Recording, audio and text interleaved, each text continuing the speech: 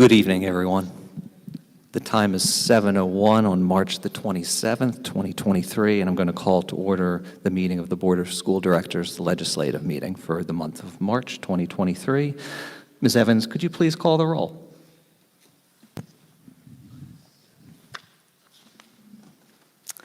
Ms. Evans. Present. Dr. Davis.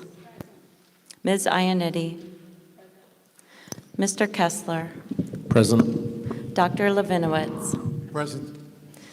Ms. Redding. Present. Ms. Sherpier. She has stepped out for a moment, apparently. Mr. Sirota. Present. Mr. Wallach. Present. All present. Thank you. Thank you, Ms. Evans. If I could ask everyone to please rise, and we'll say the Pledge of Allegiance.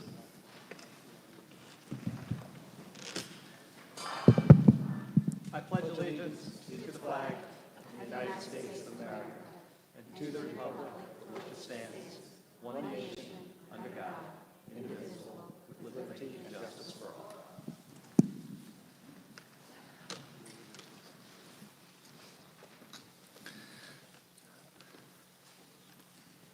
Ms. Sherpier, I'm sorry I started without you, but we recognize you are here. Welcome, everyone. We're going to get right to our business this evening. Thank you to all that are in attendance for coming and the opportunity to be here at in the new Sandy Run Auditorium. So with that, we're going to move to our presentations, and our first presentation of the evening is the Student Government Association report. Ben Serafin.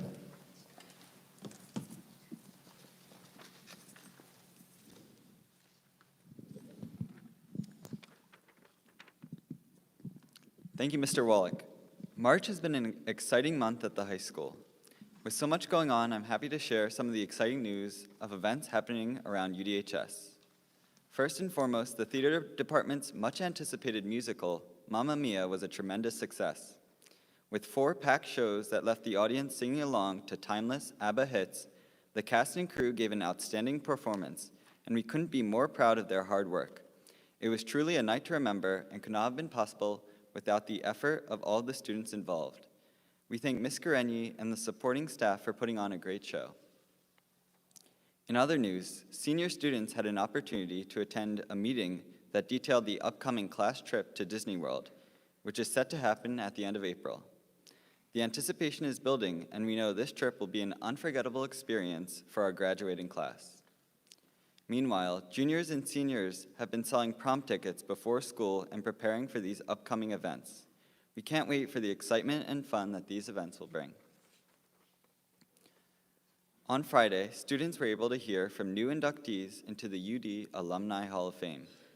Coming from a variety of backgrounds, they were able to share their experiences with the high school at a special assembly event. In sports news, our athletes have also been making waves this month, with our swimmers participating in the PIAA state championships during the previous weekend. They represented our school with pride and showed their impressive skills in the pool. Additionally, our girls basketball team had a long and successful season before losing in the state competition to Cedar Cliff. They gave their all, and we are proud of their amazing results in reaching states. Finally, the Student Government Association held its annual election for its steering committee after passing an amendment last year to move the election up to March. This allows new members to observe the roles they are going to fill. We are thrilled to see new faces and perspectives in our new student leadership team. Overall, it's been an upbeat and exciting month at Upper Dublin High School, and we are incredibly proud of all of our students' accomplishments. As I mentioned, our elections were held this month, and I'm happy to announce that Anthony Soriano will serve as the new school board representative next year. I'm now excited to invite him up to say a couple words.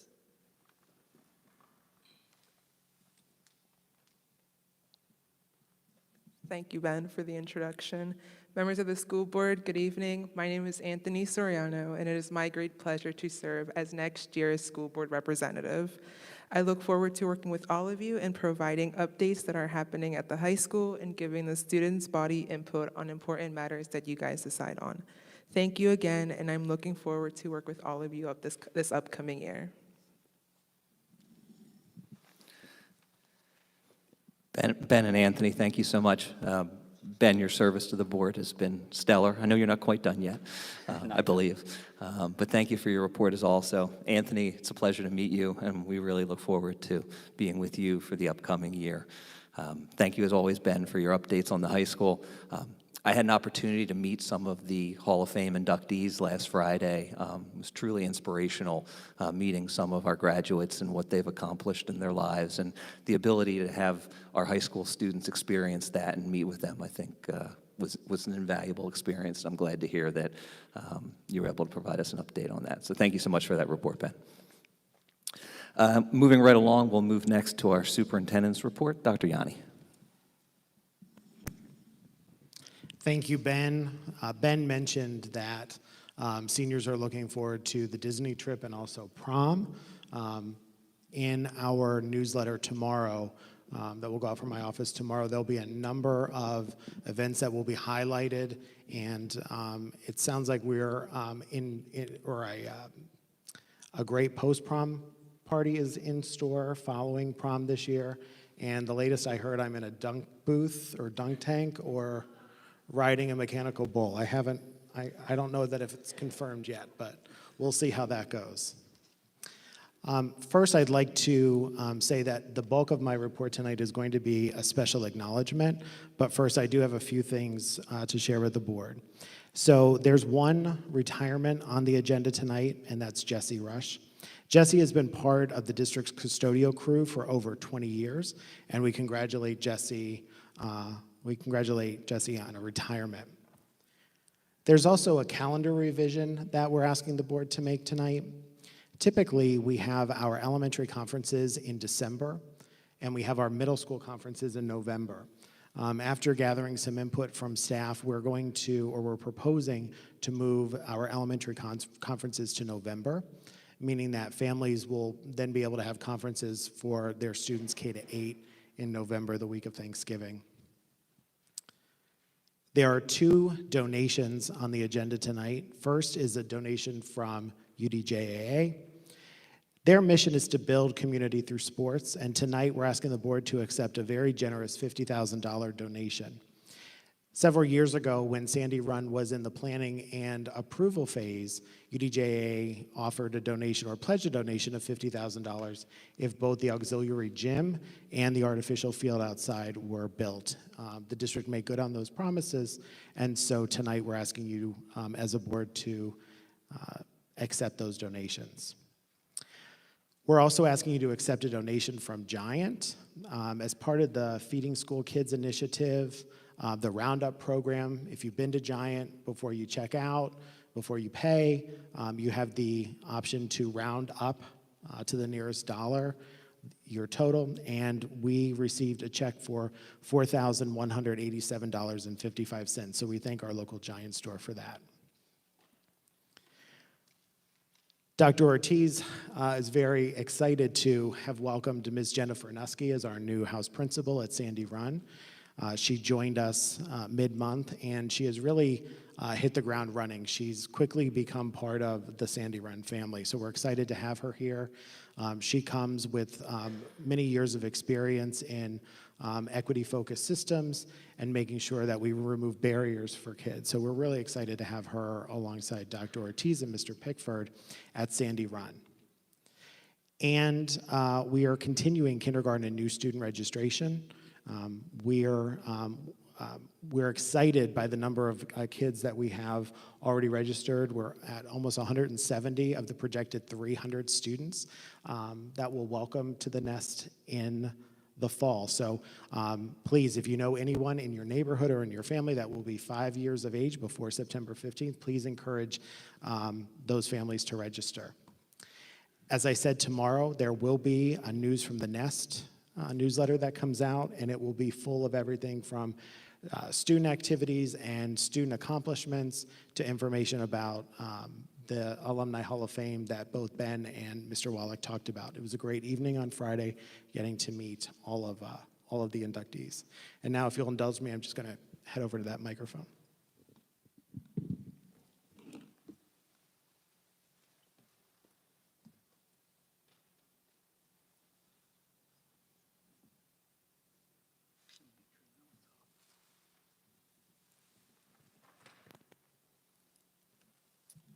So there's a saying that not all heroes wear capes.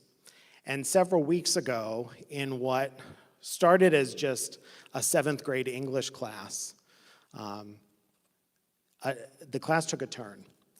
A student was eating a piece of candy, and the student began to choke.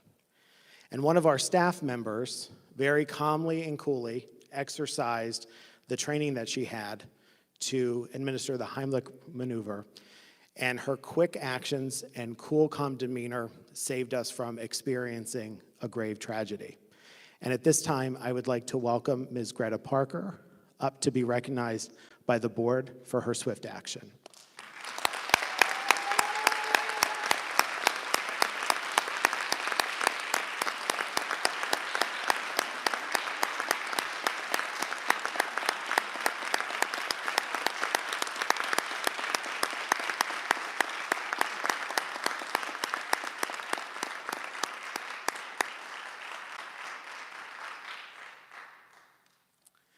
Greta is extremely humble, and she was featured by NBC 10 the afternoon of the event, and she doesn't give herself enough credit. So, Greta, we're very lucky to have you on staff, and the student who you helped was very lucky. So we appreciate all the work you do every day on behalf of our students. So thank you again.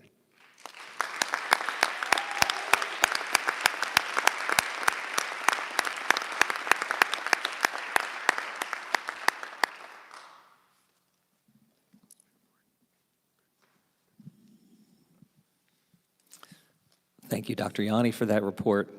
Greta, again, thank you so much from everybody sitting up here.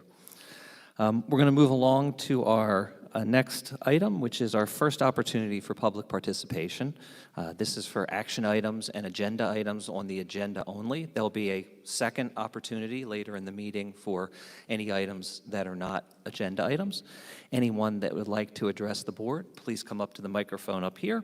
Please state your name and where you reside in the township, and you'll have 4 minutes to comment, and Ms. Evans will run the timer for us. Please proceed. Thank you so much. Good evening, directors, and thank you for giving us this opportunity for public comment. My name is Lisa Faden. I live in Maple Glen, and I'm here as a member of the Upper Dublin Human Relations Commission, and I'm joined by colleagues also on the commission. And we just have a statement we'd like to read about an action item tonight. So with that in mind, shorter than other people. The Upper Dublin Township Human Relations Commission, at the behest of the Upper Dublin Township Board of Commissioners, works to eliminate discrimination and harassment in Upper Dublin through education, communication, mediation, and outreach. The members of the Human Relations Commission are committed to upholding the dignity and worth of all individuals, which includes LGBTQIA+ students. Creating an environment where everyone is free of discrimination and all have an opportunity to be supported and valued in a safe environment is key to productive learning. The gender-expansive transgender protection policy works to that end. Policy number 253 in our township, which has been in effect since May 2016, should not be abolished, diminished, lessened, or otherwise altered or amended unless done to update the policy or expand the rights and protections of the LGBTQIA+ students. As the United States Department of Education has stated, this is a quote, discrimination based on sex, including sexual orientation and gender identity, isn't just wrong, it's prohibited in America's schools. That's the end of that quote. The ACLU has also stated, again, a quote, Title IX of the Education Amendments of 1972 bans discrimination on the basis of sex by public schools, and the Supreme Court held in 2020 in Bostick versus Clayton County that discrimination on the basis of sexual orientation and gender identity is sex discrimination. Thus, Title IX prohibits discrimination on the basis of sexual orientation or gender identity. That's the end of that quote. The school district here in Upper Dublin and community should be aware that failing to include the protections already in place in Policy 253 could be deemed discriminatory, and legal action could be taken for failure to protect these students and offer reasonable accommodations. Eliminating protections in the policy could cause lawsuits to be filed, which would then create a financial burden for the district. By way of example only, the Central Bucks School District is anticipating a cost of $1 million in legal fees to the law firm that has addressed the recent anti-LGBTQIA+ complaints in the Central Bucks District, and that was just published in the Philadelphia Inquirer this week on March 24th. Upholding the rights of the LGBTQIA+ students does not diminish the rights of others. To the contrary, it creates a community where all persons are valued and respected and treated in accordance with applicable laws. The Upper Dublin Human Relations Commission reminds the school directors and the Upper Dublin community that regardless of anyone's personal views or opinions, the law affords LGBTQIA+ students protections, and Upper Dublin is not in a position to eliminate or diminish the laws and policies already in place. Nor do we think that you are going to do so. There is no place for discrimination in Upper Dublin. The Upper Dublin Human Relations Commission strongly supports the renewal of the gender-expansive transgender protection policy, which is up for renewal now. This statement is being made on behalf of the Upper Dublin HRC members, Lisa Faden, Robert Michelson, Shakisha Robinson, Sherry Schaefer, Jacob Sitman, Meryl Stern, and Mary Beth Thomas. Thank you all so much for your time.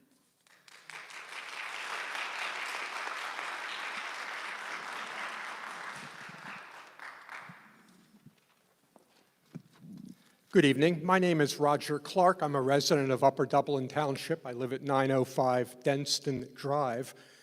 I'm retired, but I spent my life in clean energy, finance, funding energy efficiency, solar, wind, and other clean energy projects.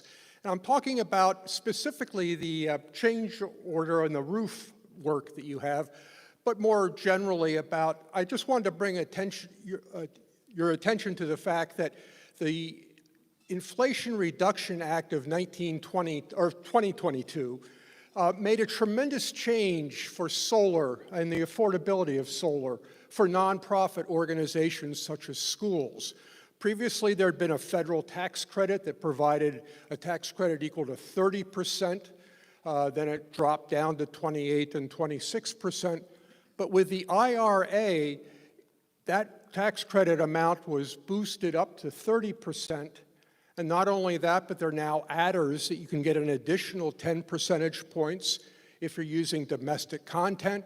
You can get an additional 10 percentage points if you're in an energy community as defined by certain economic parameters and fossil fuel use in the past and so on.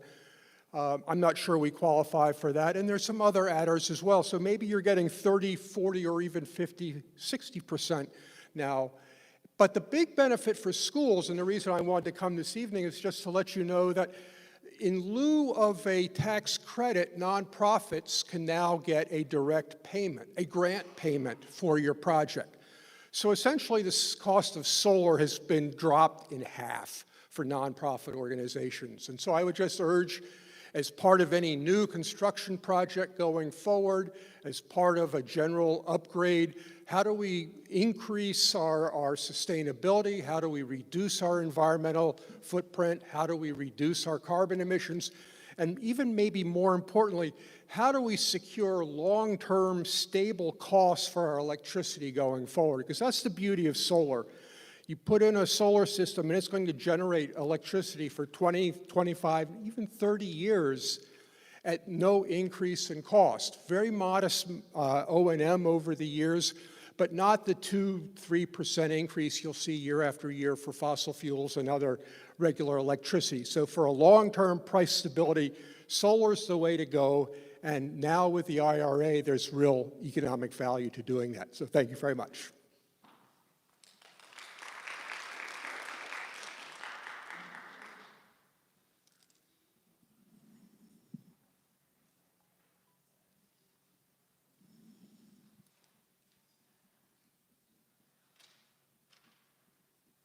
I thought there'd be more people talking. Sorry, Ginny Vitale Ambler. I want to say welcome, friends of my daughter, and thanks for the shout out for the UD Prom After Dark. I appreciate that. We are hard at work behind the scenes. We've put a lot of stuff out on Facebook. I thank you, Dr. Yanni, for your support of that event, and some school boards members for theirs. It's really grateful. I have a question about the 10 buses that we're getting rid of. I'm just wondering, we had 10 buses, so just checking that they were all parked in our parking lot for I don't know how long and not used, question mark.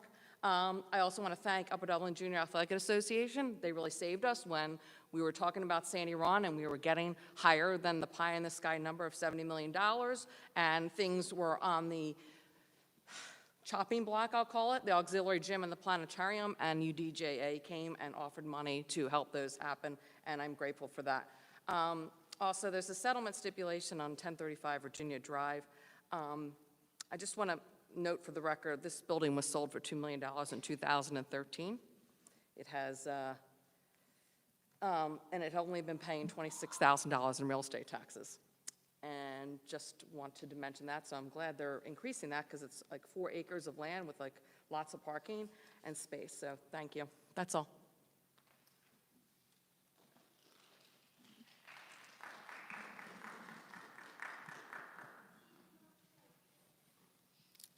Not seeing anyone else approaching the microphone, I will close our first time for public participation. And now the administration and/or the board has an opportunity to respond. Dr. Yanni, would you like to go first? Sure, I'm looking for Mr. Leckman. Oh, I'll run this side. Can you speak to the buses that were excising? Yes, so there's 10 buses. 5 of them were just recently replaced, so we just took ownership of them. The other 5 we have had for approximately 10 months or so. They will be sold, hopefully, and we'll move them from there. So typically we would dispose of them. Mr. Robbins and I have talked about that, but we've, like I said, 5 we've had for 10 months, 5 we just replaced.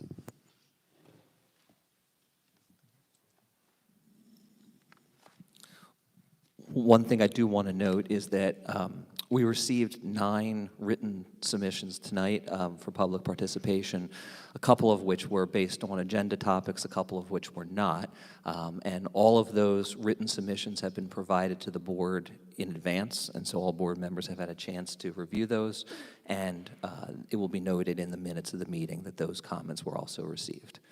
Any other board members wish to respond? Mr. Sirota. With regard to solar, and the Maple Glen roof, which is on tonight's agenda, while we don't have specific plans at the moment to implement solar at Maple Glen, on the gym portion of the Maple Glen roof that we're talking about replacing tonight, one of the reasons we selected the option we've selected is because it does facilitate the installation of solar panels in the future should we choose to do that, where the other option, it's not that it would be impossible, but it would have been more challenging. So that is part of the consideration tonight. Dr. Levinowitz. Mr. Sirota, can you briefly describe what we did in this building with solar? Because I'm not sure. Okay, you see it. Okay. And we are going to be gold. We're seeking gold LEED status also. Okay. That's right. There is solar on this building. Several of the roof surfaces, including right above us here, do have solar panels, and that was done as part of a grant or effectively a challenge grant. In order to get LEED Gold, we got some money. So by installing solar panels, we should be able to achieve LEED Gold. We won't know that for sure until the project is 100% complete, but we certainly expect to receive that, and we already have received the grant money.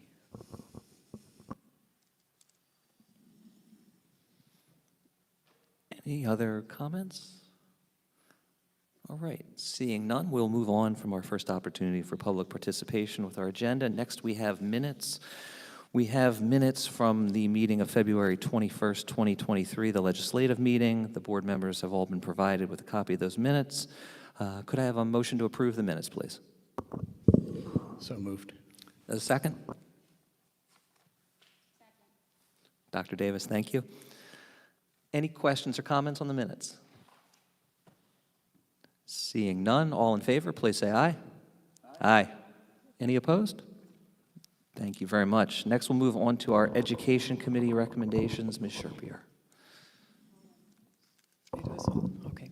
Thank you, Mr. Wallach. We have 3 items on the Education Committee recommendations. One is the Upper Dublin High School British Exchange Program, then conferences and student activities. I'd like to make a motion to approve all 3 items on the agenda. Thank you so much. Do I have a second for that motion? Thank you, Dr. Davis. Any questions or comments? Seeing none, all in favor, please say aye. Aye. Any opposed? Okay, moving on, we'll next move to our Finance Committee recommendations. Mr. Sirota. Thank you. We have 16 items on the agenda under the Finance. All of these, except for item 6E, were discussed in detail last week at the Finance Committee, and I would like to make a motion to approve all 16. Thank you so much for that. Do I have a second? Second. Thank you, Ms. Evans. Any questions or comments from the board? I'd just like to take another opportunity to acknowledge 2 of the items of those 16 were donations. We certainly appreciate the donations from UDJAA and our continued strong working relationship with that organization, and certainly not just to thank Giant, but of course all of the people who shopped at Giant and contributed to that matching donation. Certainly very much appreciated. Any other questions or comments? Seeing none, all in favor, please say aye. Aye. Any opposed? Okay, motion carries. Next, we'll move on to the Personnel Committee. Dr. Levinowitz. I would like to make a motion to approve the personnel report as presented. Thank you. Do I have a second?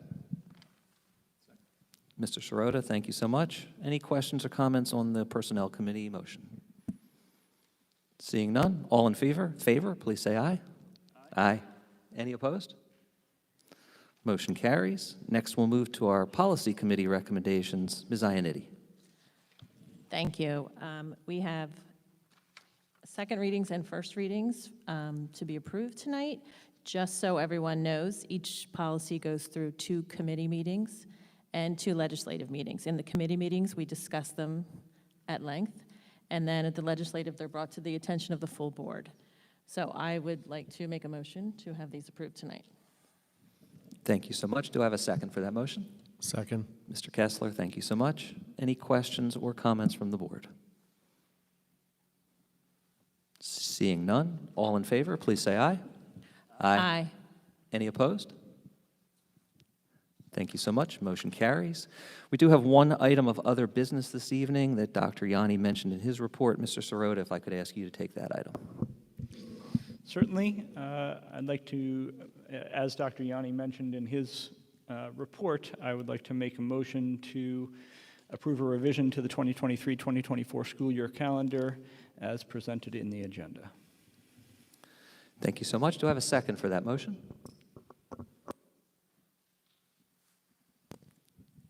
I second. Thank you, Ms. Redding. Any questions or comments? Seeing none, all in favor, please say aye. Aye. Any opposed? Excellent. Motion carries. That gets us through our committee recommendations and other business for this evening. We have a solicitor's report. Mr. Diazio. Yes, thank you. The board met in executive session this evening prior to tonight's public meeting beginning at 6 o'clock. The board discussed the contents of the personnel report that the board approved a few moments ago, and also the negotiations with the Upper Dublin Education Association. Thank you. Thank you very much for that report. That brings us to our second opportunity for public participation. This opportunity is available for any item, whether on the agenda or not. Same general ground rules apply. If anyone would like to make any comments in public participation, please come up to the mic. State your name, where you reside in the township, and Ms. Evans will time your 4 minutes.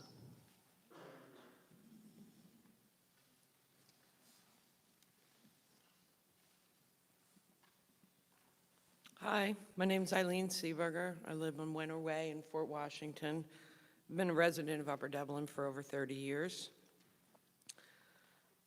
This is not my question, but I'm asking it for someone else. There is a concern about the transgender policy and the fact that the school does not have to inform the parents. So I'd like to get some details on that. And then, does the school counsel the student without parental permission?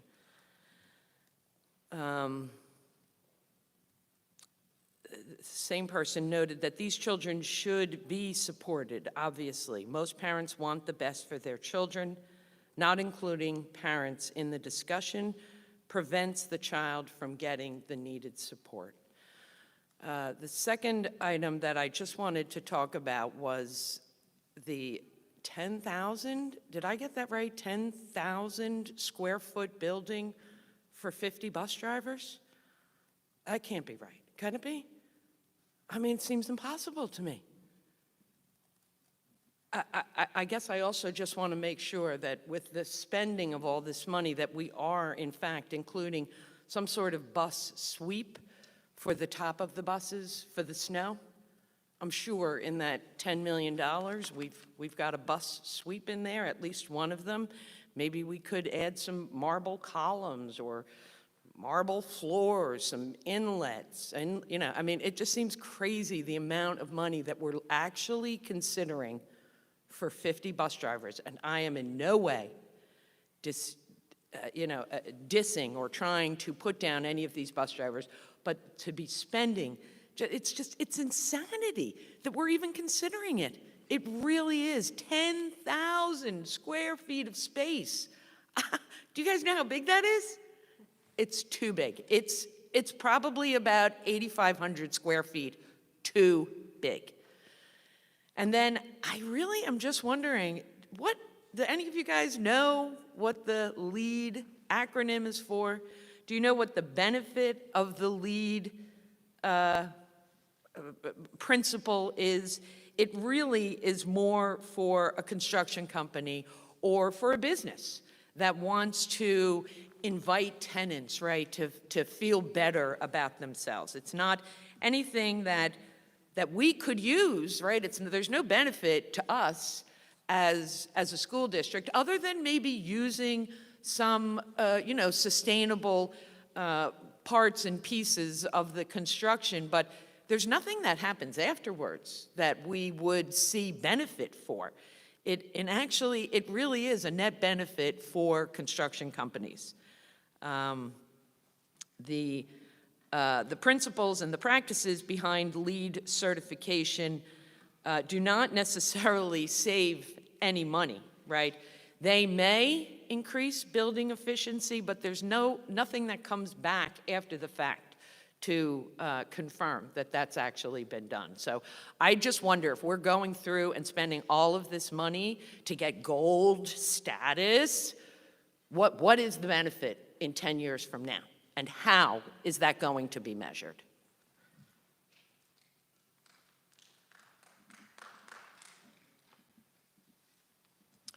I feel extra short in this room, and that's not going to change.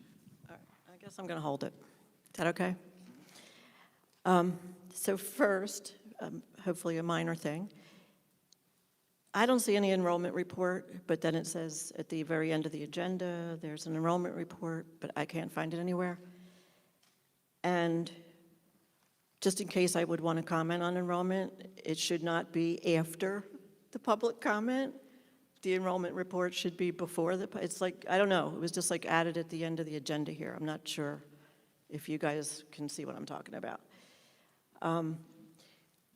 The written comments not being read at the meetings, okay, I totally understand last week. And you did print them on the website, and there were 60-some comments. But now you're saying that no comments, no written comments will be read at meetings at all. So I don't understand how you arrived at that. Wouldn't you have to take a board vote? If you took a board vote, wouldn't that be in public? That's not something you would be able to vote on in private. And it's a major change. For years, you've been allowing public comments to be written for the people that cannot always make a meeting, and now you've just decided, we're not reading them anymore at meetings. So I think that deserves some kind of explanation, and how did you arrive at that vote? It should have been voted on in public. It's a big change. A little history that I know nobody cares, but I'm going to still bring it up. This, for well over 20 years, I would say maybe 20, almost 25 years, that's the 25 years I can vouch for. There probably were 10 more years before that this is going to apply to. The Upper Dublin Public was allowed to talk about anything related to the district at both community inputs legislative meetings. I know some of you know that, some of you maybe don't know or don't care. But in 2019, there was a policy change, and it was a pretty major change. It basically said you're limited at the first community input to only that night's action items. And, you know, for me, I've got time, but for people who have 2 or 3 kids that they've got to get put to bed, that makes them having to wait until the end. So that was a restriction on the community input. And now if you're not even going to read the public comments, that's another restriction. I don't know if I can get this out in 1 minute, but I would just appreciate either a document, or we'll go with verbal if necessary. I can obviously disagree with decisions that are made here, but I'm just the kind of person, I like to understand the decision. So one of the main decisions I'm totally unclear on is why Upper Dublin in all these years has not even done a real meeting. The only meeting I'm aware of where outsourcing was even touched on was 2013 with Dr. Plattis. So it's 2 superintendents ago. And actually, that was talking about all outsourcing. So it was a hot and heavy, it was outsourcing, and it was also the meeting for the 10 furloughs and demotions. It was a very emotional meeting. In other words, it wasn't just anything to do just about bus drivers. It was discussing, maybe we'll save money by outsourcing every darn person, nurses, aides, everybody. Could someone explain how these other districts are doing partial, and I guess I better keep saying that, because I'm not really in favor of total outsourcing. How's North Penn, for example, how's Wissahickon? Wissahickon, Dr. Yanni, you told me, has a different union situation. All these other districts, though, Colonial's doing partial outsourcing, North Penn's doing it, I'm sure there's many more. How did they manage it? Obviously, they worked with their union, and obviously there's a timetable to do that. But I don't think Upper Dublin has any specific language that would prevent partial outsourcing. And I wish you would explain that clearly, if there's a clear reason why we can't do it or consider it.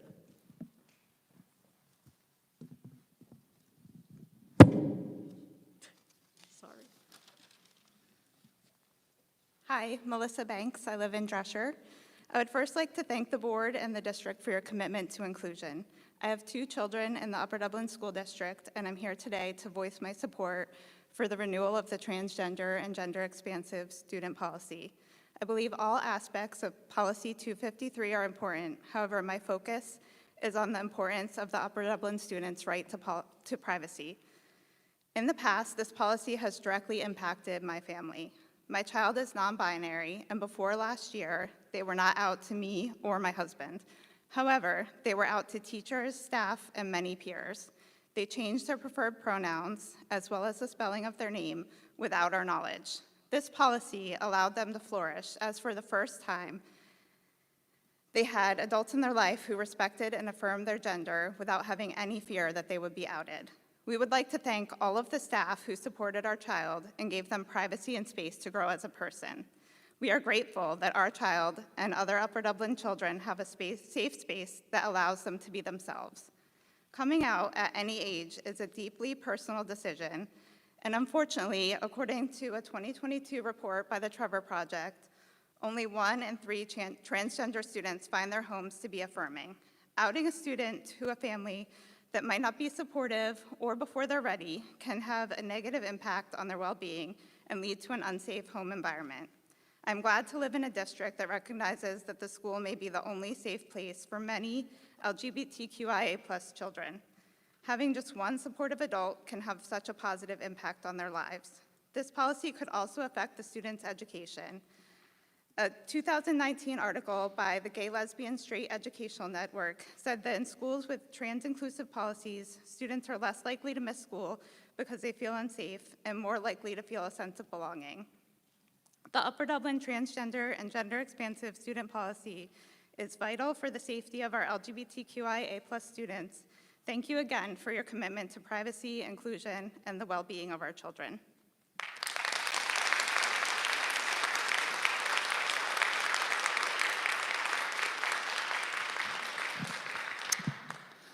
Good evening. I'm Keith Anderson, and I live in Upper Dublin 1-2. I'm grateful for the opportunity to speak in support of the School District Policy 253, Gender Expansive and Transgender Students. I'm a resident of Upper Dublin with one child at the high school, 2 in Sandy Run, and 1 proud graduate of the Upper Dublin school system. I also serve as the pastor of Upper Dublin Lutheran Church, and I think it's important for faith leaders and faith communities to be vocal about their support for members of the LGBTQIA+ community and their families. For far too long, the Bible and Christianity have been used as justification for prejudice, hate, and harm directed to those who fall outside the supposed norm, including, and especially at this time in our public life, the LGBTQIA+ community, and I think this is wrong. As a cisgendered straight man, I cannot begin to know the challenges, the roadblocks, and the heartbreak that members of the LGBTQIA+ community have experienced. But I have listened to the stories of the members of my family, my church, and my community, and I've heard the life-giving and life-affirming power that comes from being addressed by their chosen names and pronouns, and that comes with being in a physically, mentally, and emotionally safe environment. I believe this policy, first adopted in 2016, seeks to foster such an environment for our trans and non-binary students. Conversely, I've also heard far too many stories of pain and heartbreak, exile and exclusion. We know too well the statistics of suicide among LGBTQIA+ kids. The Trevor Project's National Survey on LGBTQ youth mental health for 2021 reported that 42% of LGBTQIA+ youth seriously considered attempting suicide in the past year, including more than half of transgender and non-binary youth. This is a profound human concern, a matter of life and death, and I regret that some in our public discourse are using our trans and non-binary kids, some of the most vulnerable members of our community, to stoke fear, outrage, suspicion, and divide our communities. Our current discourse seems to be about making you afraid of it and telling you who to blame for it. It is not ultimately about the well-being and best interests of our kids. I'm grateful to live in a community and a school district that values the well-being of our children, all our children. And yes, we have work to do, but I think this policy is important for supporting trans and non-binary youth who are beloved and treasured members of our community. Thank you.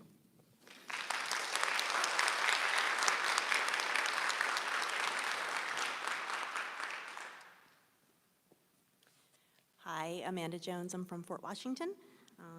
First, I wanted to thank the board for all of your time and efforts on behalf of all of the kids in our district. Speaking as a parent, I have a middle schooler and a Fort Washington Elementary School student and a pediatrician who has cared for many LGBTQ patients over the years. I'm speaking about Policy 252, about gender expansive and transgender students. Just a few numbers that I think are helpful. I think you probably know suicide is the #2 cause of death for kids ages 10 to 24. LGBTQ youth are 4 times more likely to attempt suicide than other youths. That's an estimated 1.8 million LGBTQ youth ages 13 to 24 who have seriously considered suicide each year. To put it another way, that is at least one attempt every 45 seconds. Things that we know can help LGBTQ youth with social supports, both at home and at school and in their community, have half the number of suicide attempts. We know that there are lower suicide attempts when school is LGBTQ affirming, with things such as this policy where bathrooms can be aligned with a student's gender identity. Students who have their pronouns respected have half the number of suicide attempts. Half. On the other side of this, when I was coming tonight, I told my middle school son why I was coming, why I was speaking, and he said, "Oh, yeah, I have a transgender male friend. He uses the boys' locker room. He goes and changes in the stall. It's fine. It's like everybody else." This isn't a big deal to them, but it is such a huge deal to the kids who are affected. So I wanted to thank you all for respecting and caring for all students and know that you make a real difference. Thank you.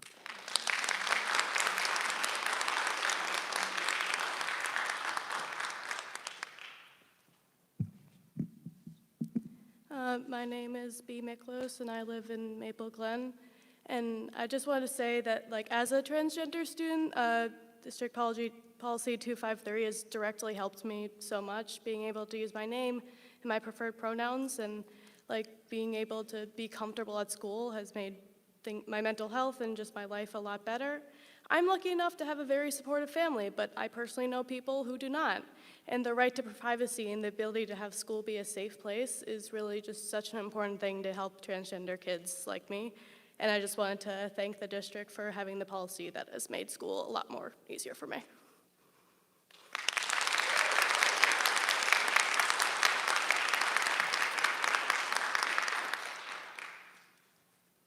Hello, everyone. This is Andrew Bush from Maple Glen. Long time no see. A couple things, Anita said a couple things that I wanted to mention, but I'll just kind of reiterate. About the community input, back in 2019, there was the restriction of when we could speak about any topic. And I agree with her, and that was a restriction, and now there's even more suppressing of community input. Before, you could speak at each one. Now you can only speak at this one, I think only for 4 minutes, so before you had 8. Now those people who aren't even here aren't even able to have that as active as community interaction in this environment that they are looking for, since they're not able to get here. I understand to a degree about the legislative meeting last week where there were 63 comments that were not read because of the length of the meeting. But I don't accept that, to be honest with you, because I think every one of them is just as important as the people who were there in person and speaking. If the meeting takes 5 hours, it takes 5 hours. If it takes longer, then maybe there's a town hall that needs to be done in order to handle those types of activities. I think you need to listen to the community in that regard. And there's a sense that I get, and many others get, that there's just more suppressing of community input for whatever reason. I don't understand it. Another thing is specific to this Sandy Run facility here. Can anyone answer the question as to why there are trees in the outfield and the small baseball field or softball field? I don't understand why they were planted. Was that a mistake, or was that a planned thing from the construction people or whoever is responsible for that? Something that's kind of come up, which I wasn't going to talk about before today, but now today I want to, is around safety. As everyone is aware of what happened today, it's even more important to put some type of safety measures in these schools. Just coming in here tonight, I could just walk right in. I don't necessarily think that that's a great thing. I want us to be an open community, but at the same time, I want us to be a safe community, a safe school district for everybody, no matter if it's LGBTQIA+ or any student, for anything. And safety comes first. I think you all would agree with that, but let's act on that, please. Have some safety in the schools at some level. Metal detectors, people will get used to that. If there's other ways, I'm not sure what they are, but you guys are there to figure that out.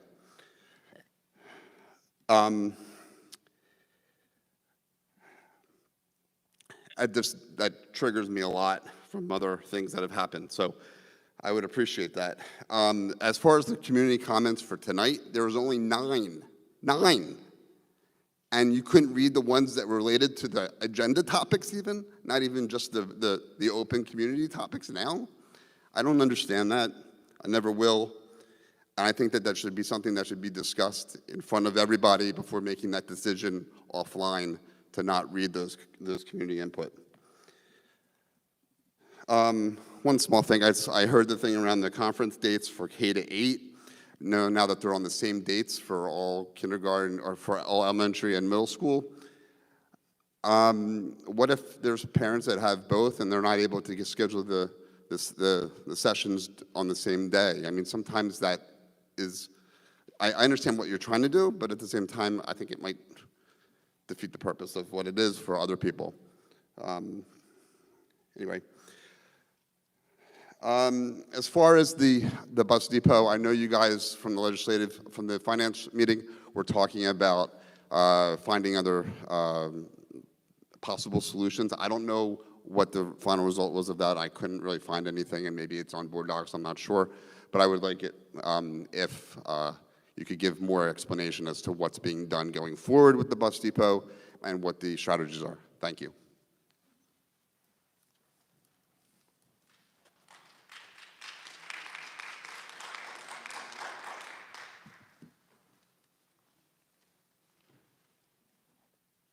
Good evening. My name is Heather Crosby, and I live in the Orland section of the township.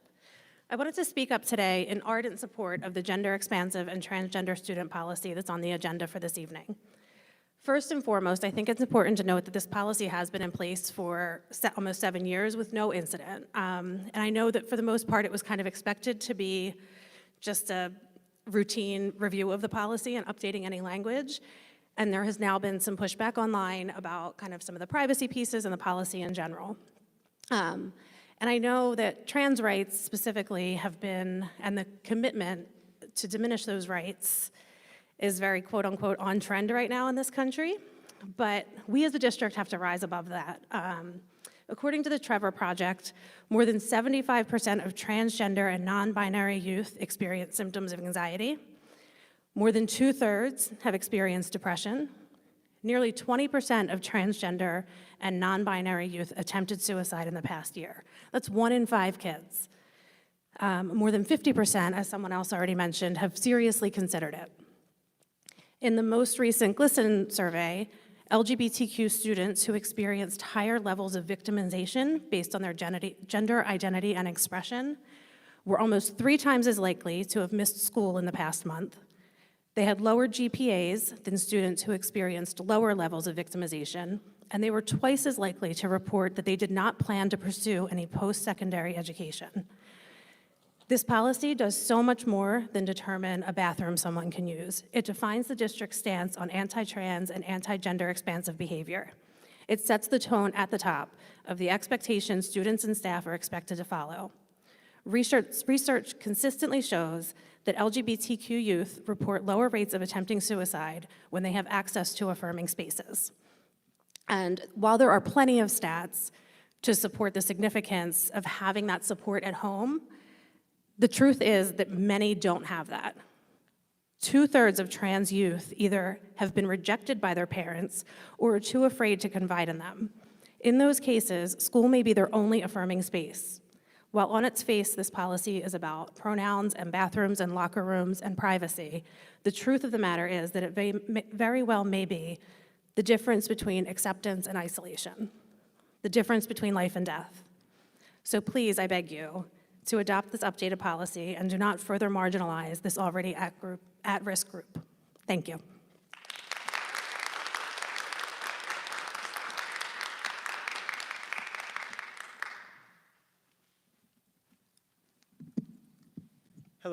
Hello. My name is Charlie Brez Nicky. I live in Fort Washington. And like most of the other folks, I just wanted to take the time to talk about Policy 253, that you planning to affirm that. I think that is a great thing. Adolescents and teenage years are challenging enough. And youth, they will find people, if they're lucky enough, that they can trust, adults that they can trust, and it may not be at home. So having one of them in school, whether it's a teacher, coach, counselor, whomever it may be, if they're able to confide in them to allow them to flourish without the fear of them being outed to the parents that may not support them, will allow them to grow. If the children's privacy is violated in that way, that could be a danger to them, and it could actually harm them. by allowing them to have that right to privacy can really help them to succeed. I've had friends in that who have gone through that, and I've seen how they were able to flourish when they had adults, not necessarily their parents, that they were able to confide in. So thank you.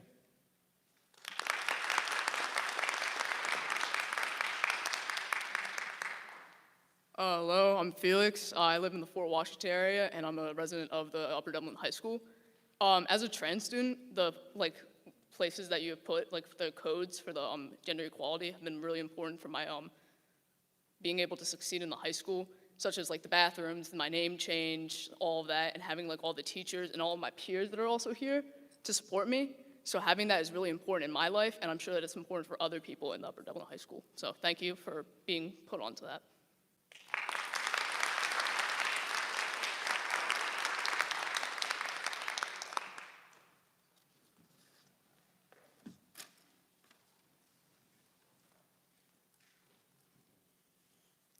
Hi, my name is Beth Nixon. I live in Fort Washington, and I am also here to speak about the gender expansive and transgender students. And this is just a quick personal story. I have 2 children who graduated from Upper Dublin in 2021 and 2022, so recently, when this policy was in effect.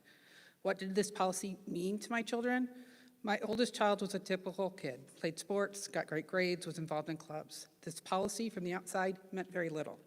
This child is now a sophomore in college, and this past fall, she let us know that she would like to change her name and pronouns. We were surprised, but like all of us here, I love my child unconditionally, so we adapted. I am terrified every day of what she may face out in the world. I asked her if she had told her friends if she was nervous about the reaction. She said her Upper Dublin friends will absolutely support her, and they do, 100% of them. One of my child's friends even bought her a sign with her new name on it, for no other reason to show her that he supports her. This is the community that we have here, a community that creates policies to make sure everyone feels accepted, everyone feels loved. Even after they graduate, this policy creates an acceptance that echoes on and on. I am very proud of our Upper Dublin schools and the Upper Dublin community. My fears aren't gone, but I know my child has support in this community. Thank you.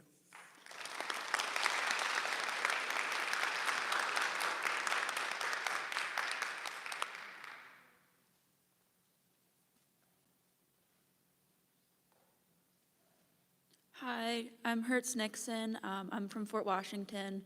I graduated Upper Dublin High School last spring in 2022. A lot of people have been talking about the mental health and suicide rates among trans students. My mom didn't mention me in her speech, but I am trans too. And I have attempted suicide 3 times. And I know for a fact that if my name and pronouns were not respected, that number would be a lot higher, and I most likely would not be standing here today. I would be dead. Thank you.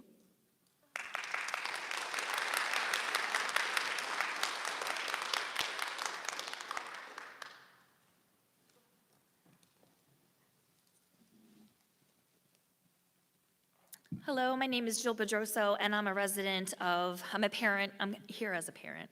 I'm a resident of Willow Grove. I have 4 students in the district, 1 at the high school, 1 at the middle school, and 2 at Thomas Fitzwater. I would like to speak to our gender expansive transgender policy 253.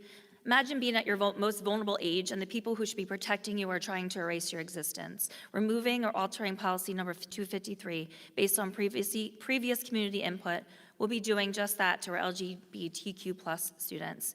These are students who may not be supported at home, and adding them to their parents before they're ready is breaking trust and taking the safe place they once had away. Students reach their full potential in a positive learning environment that's safe, secure, welcoming, and where they feel a sense of belonging. Research demonstrates that affirming schools lead to improved behavioral, academic, and mental health outcomes for all students. Schools promoting these inclusive and affirming practices and have these learning environments have fewer student absences and greater improvements in academic achievement across grade levels. Students who are not affirmed or supported have higher failing rates, school refusal, and higher suicide rates. However, with supported policies like our board created 7 years ago, our students have the chance to be affirmed and thrive in the school environment. This policy is not just who can use what bathroom or the names and pronouns they prefer. It's about creating a safe, inclusive space for all students. a safe environment where students are seen, heard, and affirmed. Being affirmed makes the difference in increased school attendance, improved mental health, and gives students an environment where they can be themselves. I want to live in a district that respects my 4 children, as well as every other child, no matter what they bring to school each day. And keeping Policy 253 the way that it is ensures that that continues to happen. Thank you.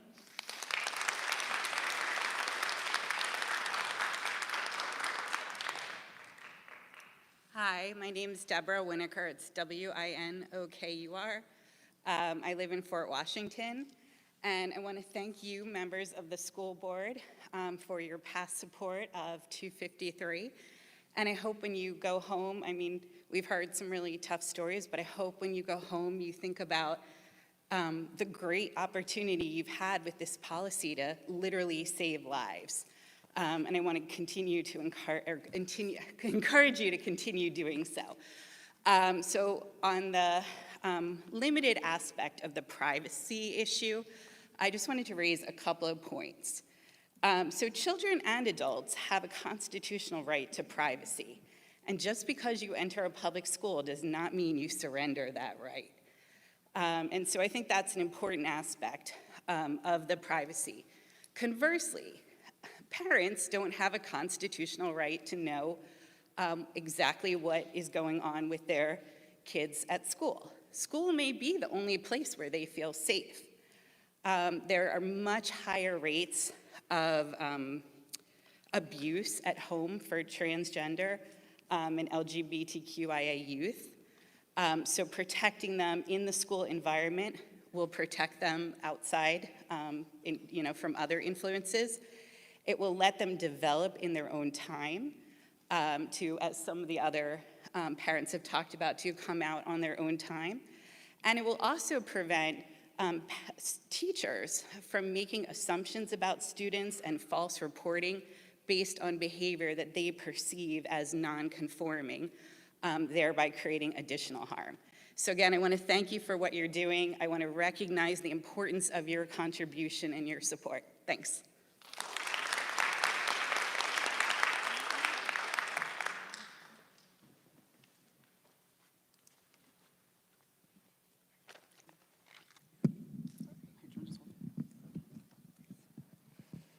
Hello, my name is Alana Duffy. I live in Willow Grove, and I'm a 5th grader at Thomas Fitzwater Elementary School.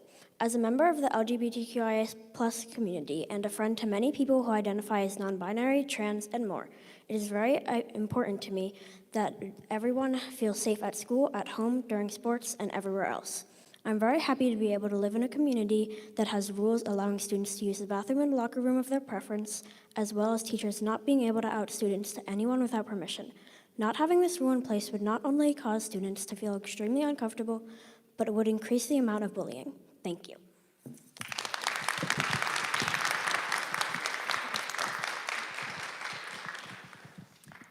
Hi, I'm Danielle Duffy. I'm a resident of the Willow Manor neighborhood in Upper Dublin. I'm really proud to live in our community where we've had this policy in place since 2016 to protect our transgender and gender nonconforming students. And at the same time, I am saddened that the transphobic rhetoric that we hear around the country has made its way to our small community. I spend a lot of time with children and teens. I'm a parent of 3 students in the district, one you just saw, one who is in the high school, and one in the middle school.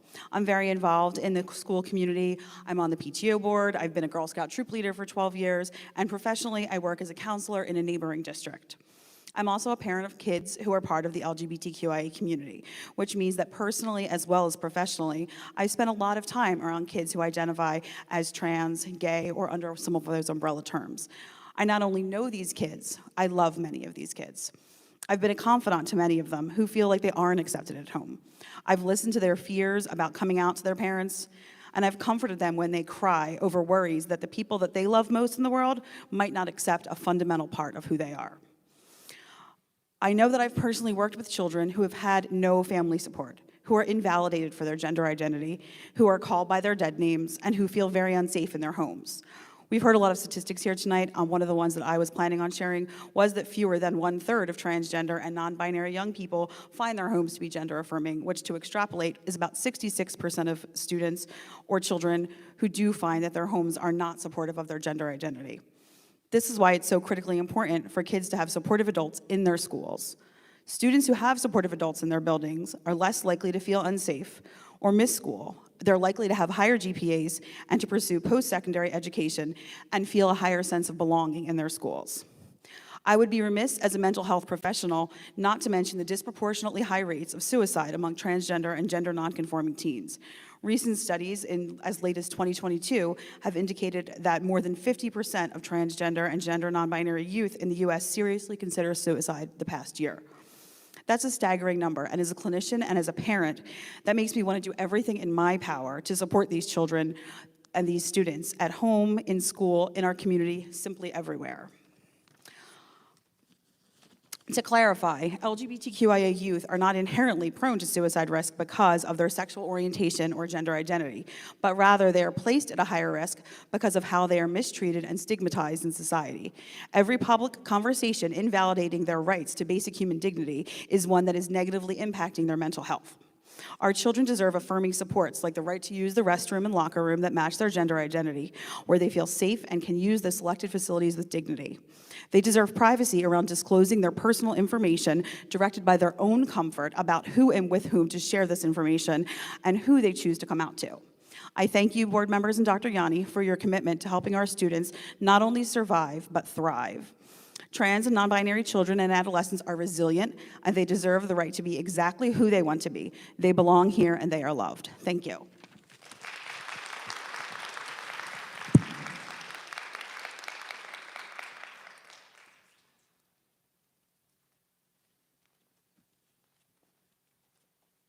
This is a very tough act to follow. My name is Gary Height, and while I do not live in the district, I have been part of Upper Dublin for 30 years as a teacher. And over those 30 years, I've worked with thousands of students. Oh, am I not allowed to be here? No, okay. Of those 30 years, I've worked with thousands of students, and I just thought that tonight it'd be important to hear a different perspective. And that is that I've always felt that it is incredibly important to make all of our students feel welcome in schools. And continuing this board policy 253, which is crucial in continuing to ensure that every student in Upper Dublin feels welcome. Because if you don't feel welcome, you're not going to want to be part of a school. You don't feel like you're part of the school or part of the school district. So I would like to thank all of you for having this policy in place for the last 6-7 years. And just wanted to say that it is a crucial in guaranteeing that every student continues to feel welcome in our schools. Thank you.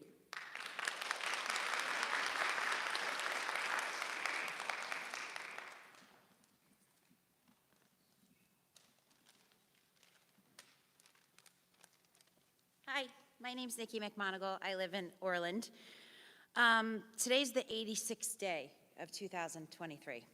And to date, there's been 89 instances of gun violence in K-12 buildings across the country. 75 victims. Today's shooting in Tennessee was the 128th mass shooting in our country. In 2002, there were 303 incidents, 273 fatalities or wounded. Just since the beginning of this school year, August 29th, there have been 24 incidents from August till only December 16th in 22 states across the country.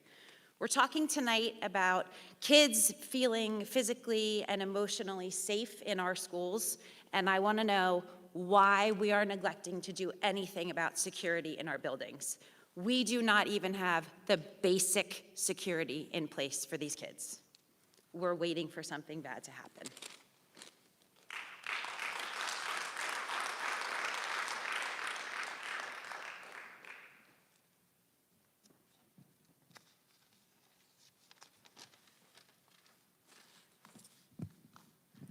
Good evening. I'm Jenny Anderson. I live in Ambler. I'm the parent of 4 children, 3 of whom are part of the LGBTQIA+ community. I'm also the co-chair of the district's LGBTQIA+ equity subcommittee. My pronouns are she, her, hers, and I am here to support policy 253. First, I need to say to anybody that's been harmed by the painful anti-trans and anti-LGBTQIA+ rhetoric happening in our community right now, that I am so deeply sorry for any pain that that's caused. And I'm going off script to say that I'm so proud of all of these kids who have shown up tonight and have shared their pain and been vulnerable. Right now across this country, there are close to 200 anti-trans and anti-LGBTQIA+ bills making their way through states, municipalities, and school districts. They are banning kids from playing sports and using bathrooms that match their gender identities. They're advancing parental rights bills and generally trying to ban queerness. We even recently heard about the need to eradicate transgenderism from the world. While all of this is happening, our LGBTQIA+ children are listening, and what they hear is that they have no right to exist, that there's no place for them in our society. These debates, and let's be clear that the debate is about eradicating queerness from public life and not about parental rights or protecting children. These debates dehumanize and endanger trans and LGBTQIA+ youth.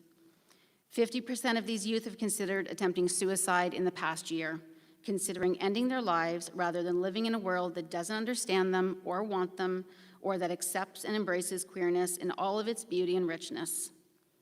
I wish that we didn't need to worry about our trans and LGBTQIA+ kids being misgendered or harassed in bathrooms. I wish that we didn't need this policy, but we do. Because here's the truth, 76% of trans students already feel unsafe at school because of their trans status, and 75% of LGBTQIA+ kids already feel that they have to hide at least some part of themselves at school. Policies that require teachers to out students to parents may lead to tragic and fatal consequences, because as much as we may wish it, not every home is a safe home for LGBTQIA+ children. For those kids, school may be the only place that they can be out and feel even remotely safe. Coming out is complicated and scary, and everybody has a right to be the narrator of their own story, to decide the time, the place, the where, the whom of their coming out, if they wish to come out at all. My home, our home, is filled with rainbow flags and Love is Love art and lots of pride shirts. And we've always and always will love our kids unconditionally, just like every parent here. Our home is a place where everybody gets to be exactly who they are, no apologizing, no hiding, loud and proud, safe. And still, my husband and I were not the first people that any of our children came out to. And as much as it hurt, and I wrestled with grief and sadness about that, the reality was that they just weren't ready to come out to us until, thankfully, they were. But before they came out to us, they came out to others, teachers, counselors, friends, and I am thankful and grateful every single day that they had a safe person in their lives that they could talk to and count on in our absence. And if anyone here is that person for another LGBTQA+ child, you have my deepest thanks. This policy matters to the kids that need it. Trans and LGBTQIA+ students who go to school in a fully inclusive environment experience more positive educational outcomes and miss less school because they feel unsafe or uncomfortable. Moreover, LGBTQIA+ inclusive schools benefit all students by inspiring empathy, understanding, and respect, which creates an overall school climate that is safe for everyone. Protecting our LGBTQIA+ and our trans children and fighting ignorance and fear-mongering requires vigilance and relentless commitment from all of us, from you and from us, from everyone in this community. And it means prioritizing the safety of queer kids over the discomfort of others, because whatever discomfort some may feel, I can guarantee you that it is no match for the discomfort and fear of those who are looking for acceptance and who simply want and need to be abundantly and unapologetically themselves. And that doesn't seem too much to ask. What we do, the policies that we pass, the protections that we offer, send a signal to our kids that they are valued and that they belong. And make no mistake, our children are watching. Thank you very much for your commitment.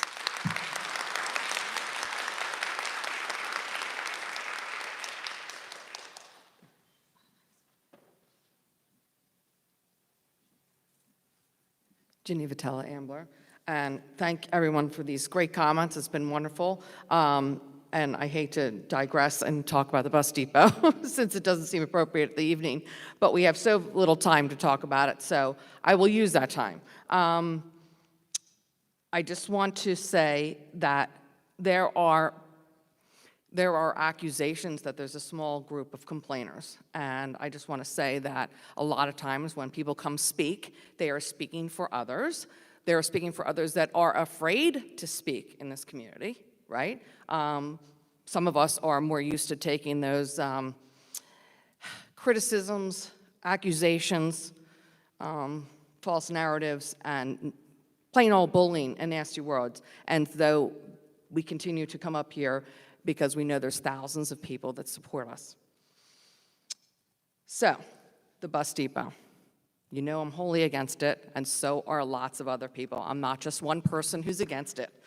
Okay, you see my face all the time, but I'm not the only one. Thousands of people.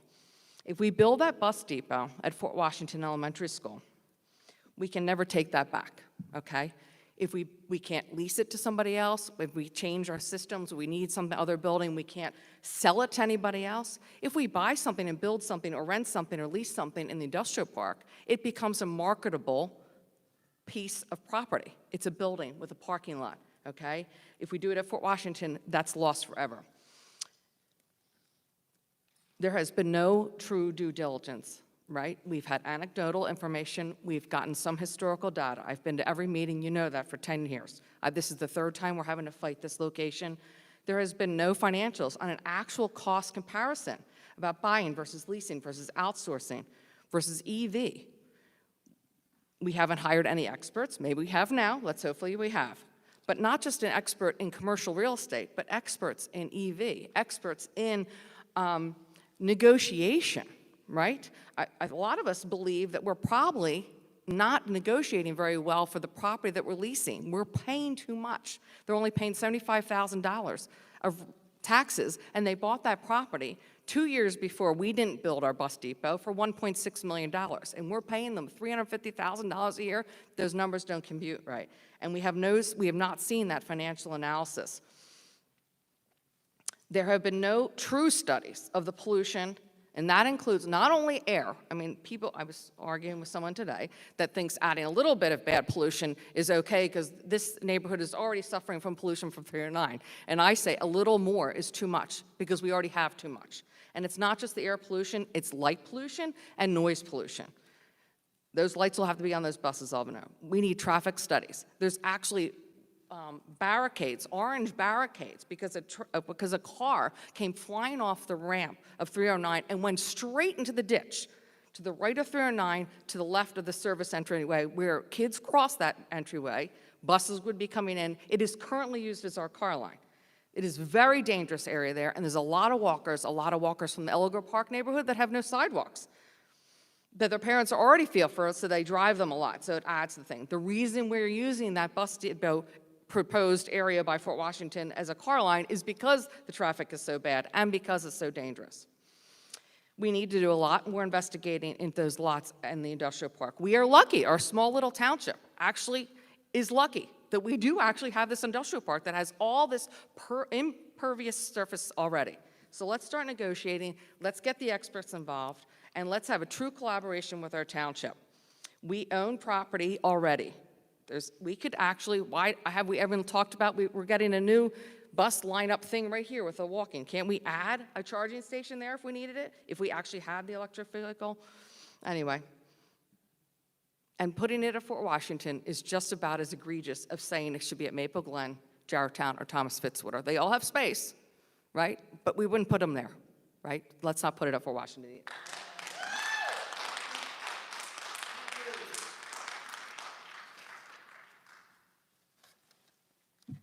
Caitlin Johnson, Ambler. I just had a quick question. I understand why we didn't read all the comments last meeting. I was actually waited, and I thought I was going to be able to hear what some of our community members were saying, so I was slightly disappointed, even though I understand it would have been a long meeting.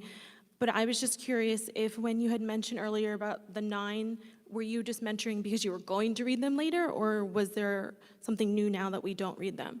I had some people that did send email comments last week, and they were like responding to me like, so what was the outcome? What did you hear? And I said, well, I'm so glad you wrote. I didn't even get to hear what it was. But I'm so glad that you were able to post it, because I was able to go back and read a lot of them. But what I love about being able to have you read them and have us speak is then you get a chance to give us some feedback. Obviously, you don't answer all of our questions, and we completely understand, but you give valuable feedback and information that we can then absorb and think about and reflect upon.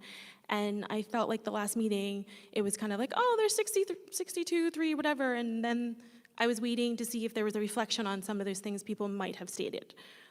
So that was just my comment, that not everybody has the opportunity to come, but sometimes they can write, and I want everybody to feel like they're being heard. Oh, and I'm so glad everybody came today.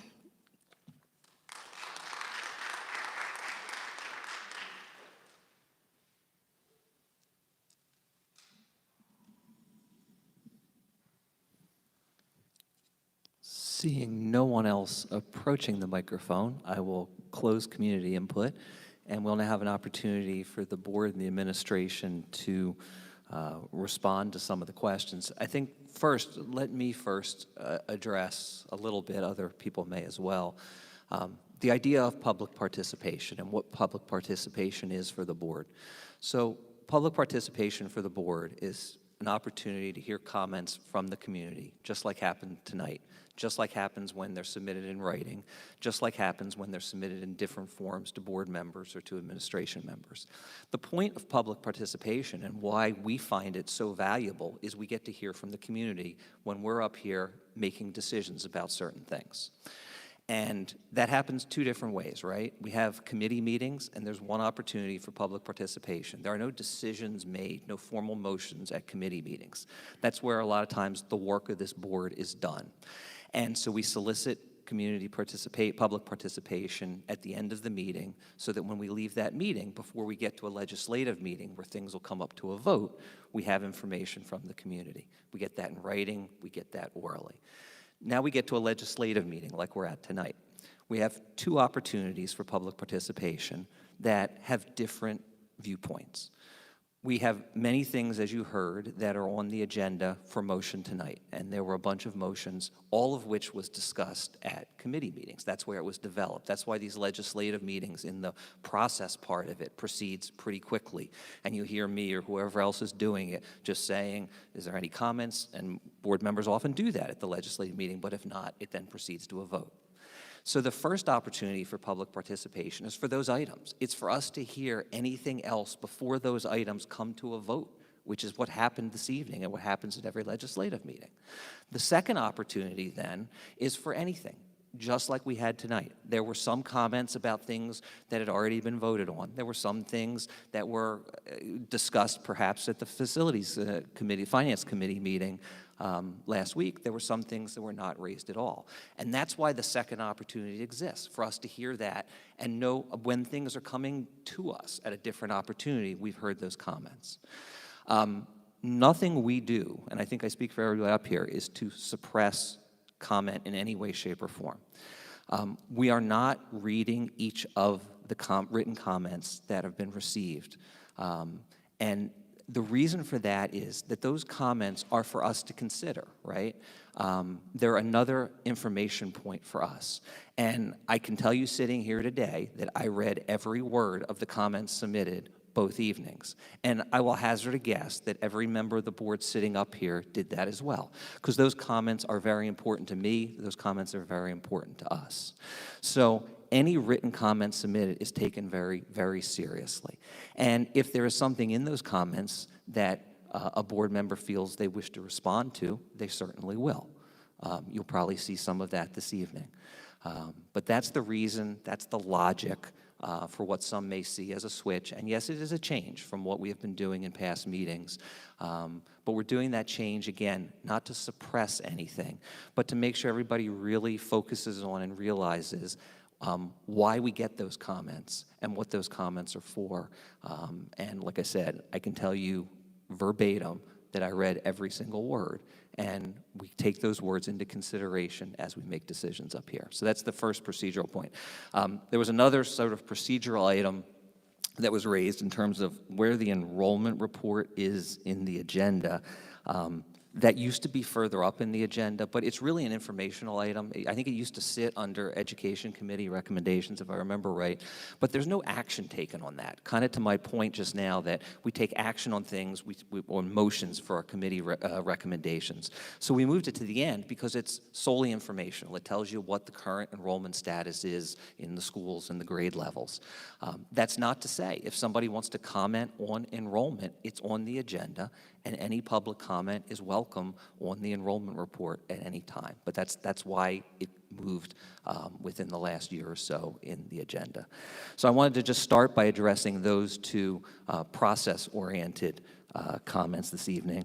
I may have some more substantive comments, but I think I'll throw it over now. Dr. Yanni, would you like to respond to some things on behalf of the administration? Sure. Looking through my notes, there was some question about the efficacy of the privacy statement in the gender expansive and transgender student policy. I think there's a misconception that just because we don't have to disclose a student's transgender status to parents, it doesn't mean that that never happens. When a student confides in a staff member, there's obviously conversations that happen with a counselor, with a trusted adult. And in cases where students are not comfortable sharing that information with their family, that is worked through to see if we can create conditions that make that more comfortable. So there's nothing nefarious in that language. So no one should take away that we are doing anything like keeping secrets from families, et cetera.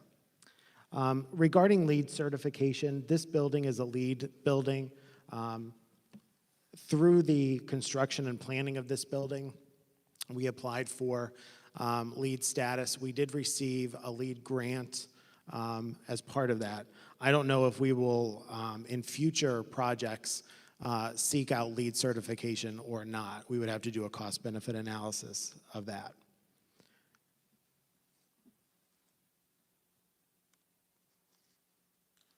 Thank you. Back to the policy for just a few moments. I just want to be careful with terminology that we're using. Keep in mind, a couple people said that this policy was enacted in 2016, and that's correct. So it's not a renewal of the policy. It's part of our review of policies. So all of our policies are now on a cycle. This was the time that we're reviewing that policy, and the changes are simply language moves from the administrative regulation to the policy itself. So the policy itself is what the board is asking administration to do, what we're bound to do, and the administrative regulation is how we carry out that policy. For a number of reasons, we felt the need to move some of that language from the administrative regulation into the policy. The transportation facility, the size was mentioned. The size of the transportation facility is not just for people. There will be multiple bays for work to be done on the vehicles. What is out there right now is not a finalized design. Over the next couple of months, we will have to decide on a design, and there will be more specific information coming out around that. Regarding due diligence, we are working with a realtor to look at the end of the Finance Committee meeting, it was decided that we would take a dual path. We would continue to pursue the 309 site behind Fort Washington, and we would also look for other viable spots in the township. There's questions about, or there's statements made that we need to do a traffic study, we need et cetera, et cetera, et cetera. That's part of the due diligence when you're doing construction. So when we planned this building, it wasn't until we approved this building that you do some of that work, right? So that's all part of the land development process. Regarding safety, I don't agree that we don't have, quote unquote, the basics in place to support our students. We've done a number of things, including increasing our safety protection.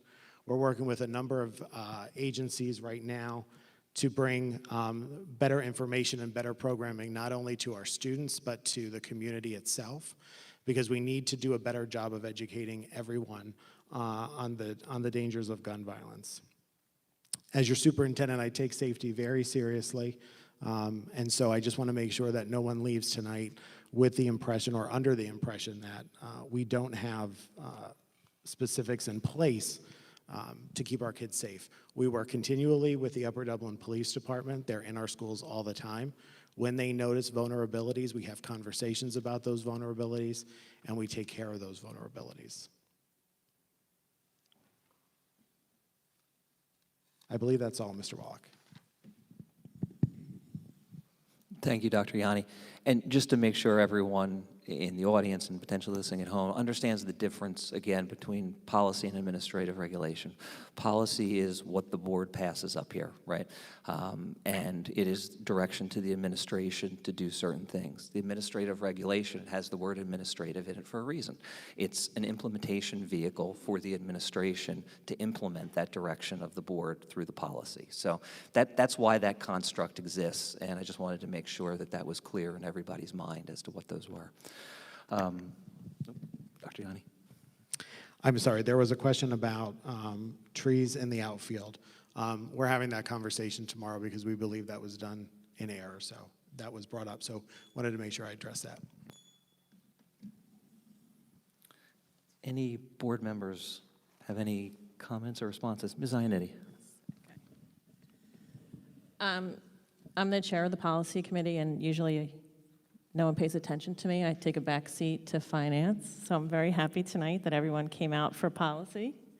And I want to thank everyone who shared their powerful and very moving stories.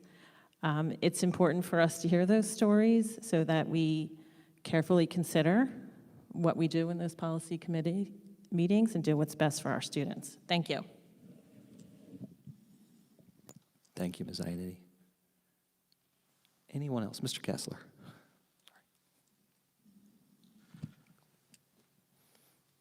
So when I ran for office, one of the things that surprised me most about the election process was knocking on people's doors and having them in an impromptu way have a conversation with me about what they think about the school district, good, bad, or otherwise. The other evening, we spent 5 hours here together talking about a bus depot. We had a lot of people show up. We heard a lot of different voices. We had 63 people who wrote in, and I understood at the end of that, after 5 hours of discussion, why we didn't stick around for another 4 hours and read 63 comments out loud on the record. However, I do believe that in evenings where, let's say we have less than 12 comments that are submitted, that we should read them aloud. And I say that because while the members of the board read the comments and take them to heart, the fact is that I think public comment is not just for us as board members, it's for all of us in this community to hear and appreciate. And the more people who are heard one way or the other, whether they submit it via email or in person, I still believe need to be heard and listened to.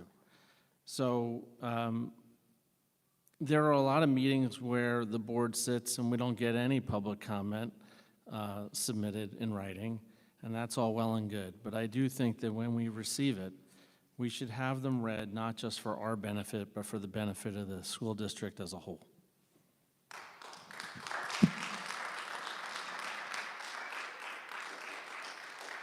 Mr. Sirota. I have a couple. One is I just want to emphasize, Dr. Yanni mentioned this, but I just want to say it in plainer words. The benefit of having this building be LEED certified was money.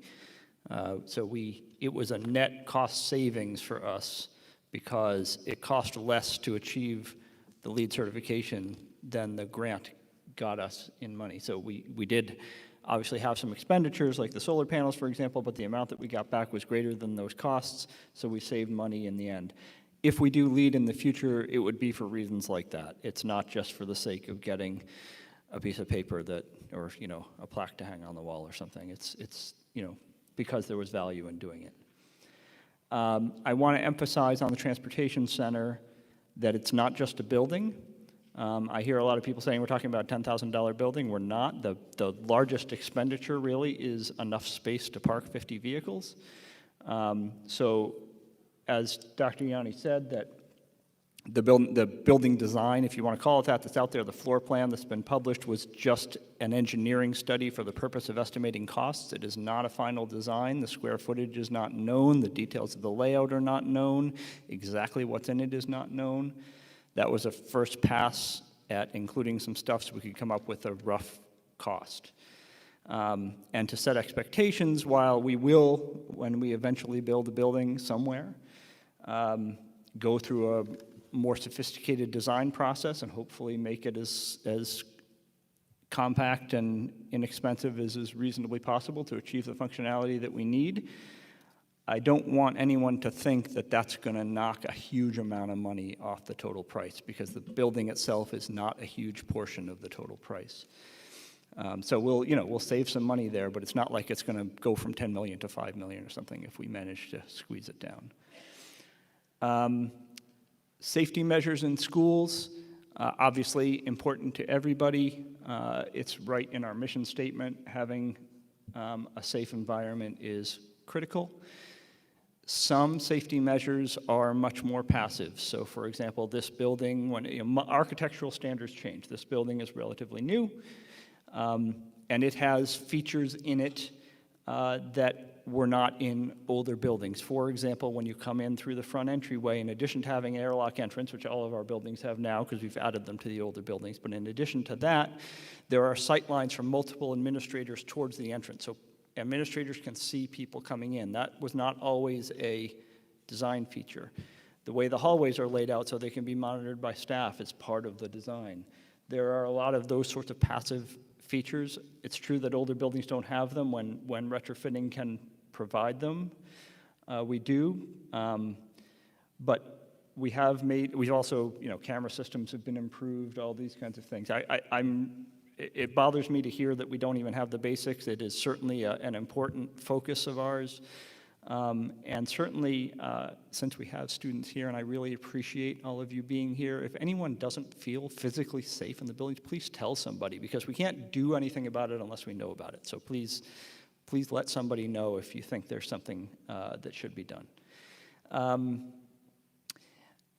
Let's see. Feedback to the online comments. Somebody said they like hearing the feedback to the online, the feedback that we provide to the comments that came in online. That's an interesting point. As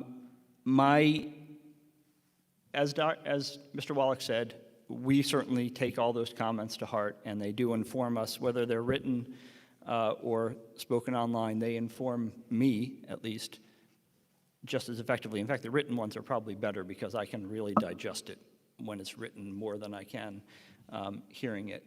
I think when we read them online, especially if I, as the presiding officer of a meeting, are reading them, I'm not digesting them the same way I would if I'm reading them. And if I'm reading someone else's words, they're not in their voice. If it's submitted in a written way, I'd rather read it that way than I would have somebody else read it to me. So I'm fine with publishing them. That way the community sees them, can consider them just as we can in exactly the same way we can. I don't think that actually reading them aloud adds any value at all, as long as they're published and available.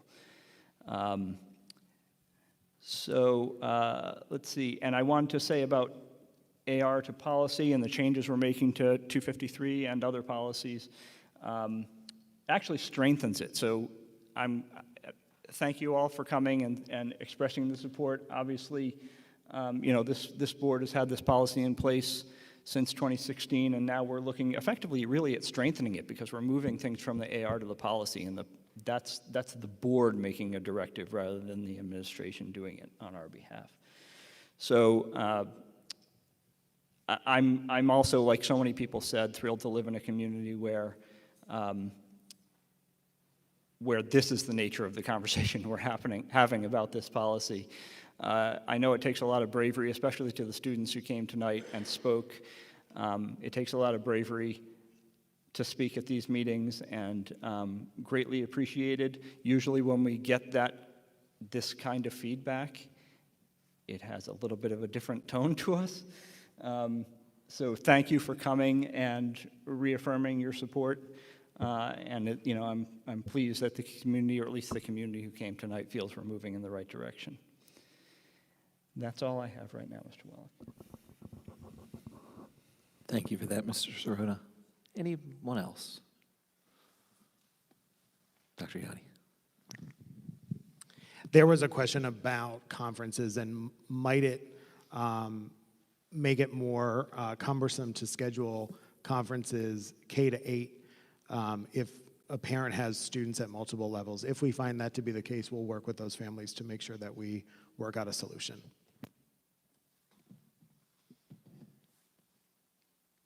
Ms. Evans.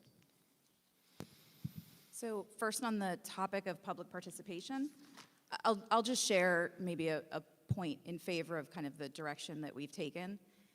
It's always sort of nagged at me, what do we do if somebody submits comments that candidly I don't want to have to read out of my mouth? I mean, there were a lot of very powerful stories shared here. I'm not an emotional person, they really hit me.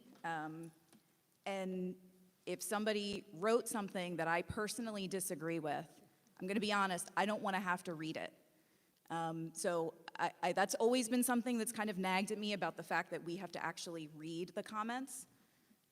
So the other thing I want to say is just an incredibly deep thank you to people who came out and shared what were very, very personal stories. Again, they hit me in ways I didn't expect. Again, as you obviously saw, we had already voted, but I think it was really important for people to share, their experience as well. So thank you for that. Ms. Redding.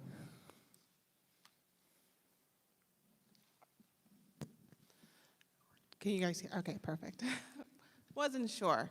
I wanted to say in terms of public comments, first, thank you so much for coming out.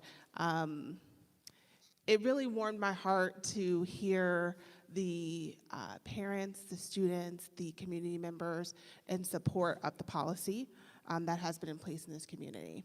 And when I think about the students and the environment that we create for them, having 2 kids in the district myself, I want it to be a safe and inclusive place for them. So I want to take a moment not to only thank the parents, but also thank the staff, the guidance counselors who sit there and provide that support to those students, not just students of diverse backgrounds, but to all students who are struggling with whatever form of identity that they are working through. We know that K through 12 is a vital time in terms of development for our kids. And we also know that studies show that diversity and inclusion promotes cognitive skills, critical thinking, creativity, and helps them emerge into adulthood. And I started calling my teenagers emerging adults, right? As I think about who they're becoming and what impact I have in the school and the community has for them. So I want to thank the board. I want to thank the community as well. But with all of my heart, I want to thank the staff that we have here in Upper Dublin that is supporting the growth and development of our kids.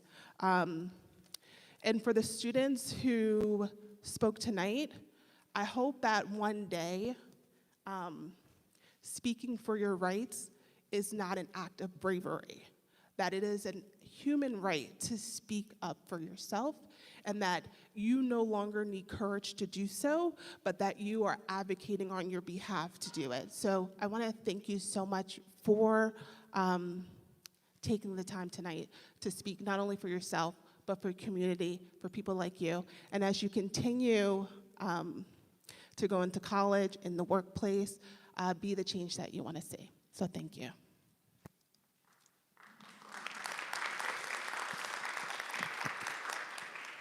Thank you, Ms. Redding. We did have one question about partial outsourcing. Dr. Yanni, would you like to respond to that?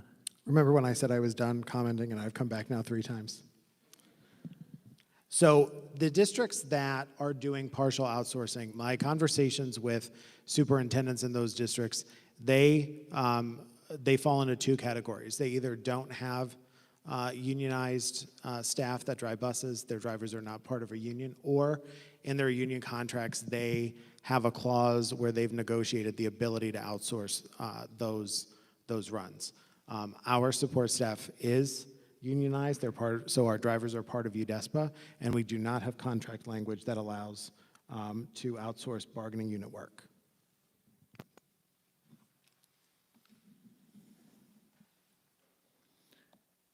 I think we've covered topics. Any other comments from the board? I guess I get to bat ninth in a sense. I could bat first, but I'm batting ninth. I'd just like to echo what my colleagues up here said about many of the comments tonight and the bravery and the courage for people to speak. It's appreciated. It's not lost on us. And thank you for everyone that came out here to speak this evening. With that, I will close public participation and the comments from the board. We do have a few informational items this evening. The first is the enrollment report. The second is liaison reports. Is there any liaison that wishes to add anything to their written report? Mr. Sirota. I just want to acknowledge that my liaison report to the regarding the township was late. And so for anyone who may have viewed the agenda before it got added to the agenda, it looked blank, but it's there now. The short version of it is we did meet on 2 occasions with members of the township to, in both cases, to discuss the transportation center. And we will be resuming our quarterly meetings going forward. Thank you. We appreciate that. And I believe it is actually in the attachment at the moment for anyone that's looking at the liaison reports. We have our monthly committee meeting. We had minutes from February 1st for Education and Policy and February 15th for Finance. And the last is our upcoming meetings. We have our next Education Committee meeting on Wednesday, April the 12th at 6 o'clock. The Policy Committee meeting will be about 7 o'clock or right after Education. Our Finance Committee meeting is April the 19th at 6 o'clock. And our next legislative meeting is April the 24th at 7 o'clock. And with that, we come to the end of the meeting. To the students in the audience and students at home, we know spring break is coming up. We hope everybody can enjoy that and get some relaxation. And we'll see everyone in April, and we are adjourned.